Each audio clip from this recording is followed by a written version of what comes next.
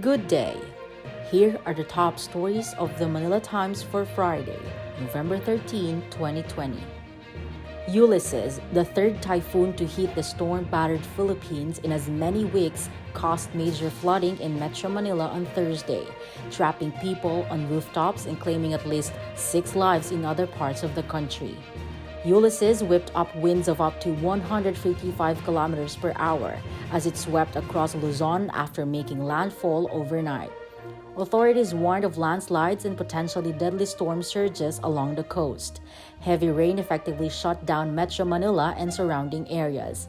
The flooding caused by Ulysses brought back memories of the devastating tropical storm Undoy that hit in 2009 and claimed hundreds of lives. President Rodrigo Duterte assured the nation the government was, quote, on top of the situation. In his televised address on Thursday afternoon, Duterte said he has mobilized government agencies to respond to the effects of the typhoon. He also renewed his call to all local government units and concerned agencies, quote, to ensure that the well-being and safety of our people remain the top priority. In a speech during the virtual 37th ASEAN Summit on Thursday, President Rodrigo Duterte urged the Association of Southeast Asian Nations to intensify its fight against climate change. Duterte said the calamities the Philippines faced is, quote, a stark reminder of the urgency of collective action to combat the effects of climate change. Also at the summit, the president said, quote, no one is safe until all of us are safe, stressing that all countries must have access to a COVID-19 vaccine that will be developed. Duterte urged all nations to work together to ensure access to safe vaccine. In battling the coronavirus pandemic, the president said ASEAN's, quote, immediate priority is health security.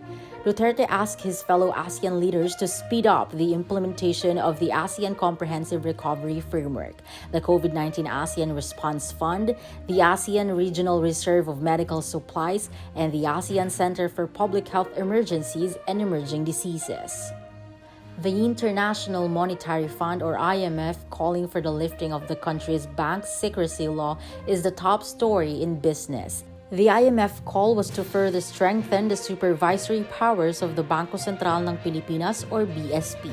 The IMF explained that significant weaknesses in the legislative framework, arising notably from the bank secrecy law and the lack of power for the central bank to supervise the parent companies and their affiliates of banking groups, quote, present a material hindrance to effective supervision. In sports, sister teams Barangay Ginebra Gin Kings and 5-time defending champion San Miguel Bearman will be gunning for semi-final slots when they face separate foes today, November 13, in the PBA Season 45 Philippine Cup quarterfinals at the Angeles University Foundation Sports and Cultural Center in Angeles, Pampanga.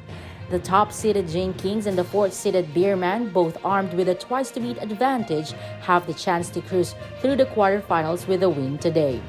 Barangay Ginebra battles the number 8 Rain or Shine Elasto Pinners in the 6:45 p.m. main game, while San Miguel takes on the number 5 Meralco Bolts in the 4 p.m. opening game. Rigoberto Tiglao is the Times featured columnist on the front page. He talks about the U.S. as a divided nation and damaged culture.